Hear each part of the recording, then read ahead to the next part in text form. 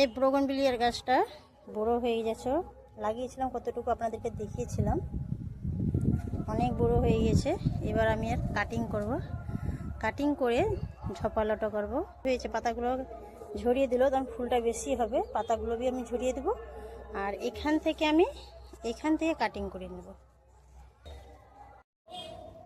এখান থেকে আমি কাটিং করে নিচ্ছি, এখান থেকে কাটিং করে নিলাম।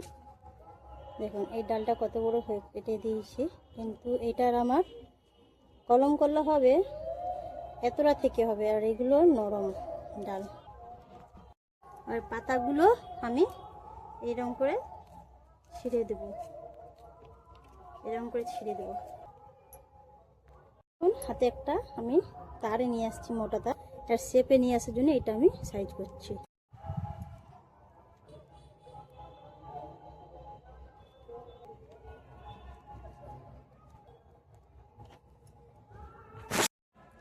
দেখুন বাঁকালো শেপে করে নিয়েছি তার থেকে। এবার আমি এই হিসেবে বাঁকিয়ে ডিজাইনটা করব। আর এই ব্রোগনভিলিয়ার গাছে খাবার দিতে হবে, তাই এতটা আমি নিম সরষা করে নিয়েছি। আর সামান্য এতটা এটা আমার শিংকুচি, আর এতটা খানিক আমি হাড় গুঁড়ো নিলাম, আর এতটা খানিক আমি ডিএপি সার নিলাম।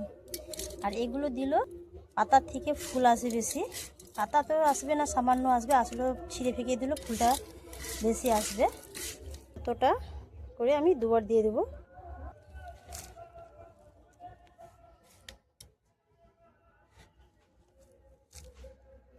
এবার চারদিকে আমি মিক্স করে দিলাম, দিয়ে পানি দিয়ে দেবো।